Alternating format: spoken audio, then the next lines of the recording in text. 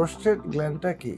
Prostate gland হলো একটি ছোট গ্ল্যান্ড যেটা মানুষের পুরুষদের শরীরে থাকে এবং প্রত্যেক পুরুষেরই প্রোস্টেট গ্ল্যান্ড থাকে। প্রোস্টেট গ্ল্যান্ড কোথায় থাকে? প্রোস্টেট গ্ল্যান্ড থাকে ইউরিনারি ব্লাডার বা মূত্রথলির জাস্ট নিচে, base of the urinary bladder নিচে এবং রেকটামের সামনে। এবং এই গ্ল্যান্ডটা খুবই ছোট, এর ওজন 15 থেকে 20 গ্রাম এবং দেখতে একটি ওয়ালনাট বা ছোট সুপারির মতো।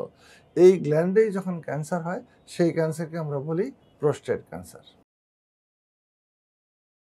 40 বছর বয়সে প্রোস্টেট ক্যান্সার হতে পারে, কিন্তু সাধারণত ঝুঁকিতে থাকে 50 বছর বা তার বেশি বয়স যাদের, যারা বেশি ধূমপান করে বা ধূমপানের সাথে যারা অ্যালকোহল খায় তাদের কিন্তু ঝুঁকি বাড়ে।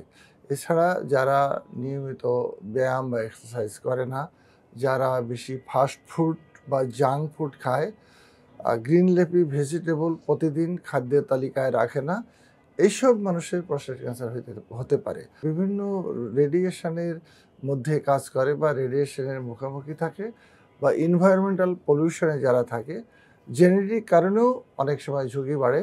বাবা বা বড় ভাইয়ের যদি প্রোস্টেট ক্যান্সার হয়ে থাকে বা আলাদা অন্য ক্যান্সারও হয়ে থাকে, তবে তার বা তার ছোট ভাইয়েরও বা ছোট ছেলেরও প্রোস্টেট ক্যান্সার হতে পারে।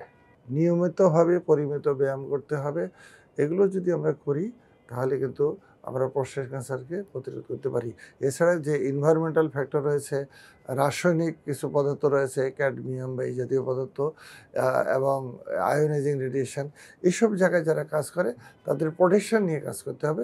তাহলেই প্রোস্টেট ক্যান্সার থেকে আমরা প্রতিরোধ করতে পারি।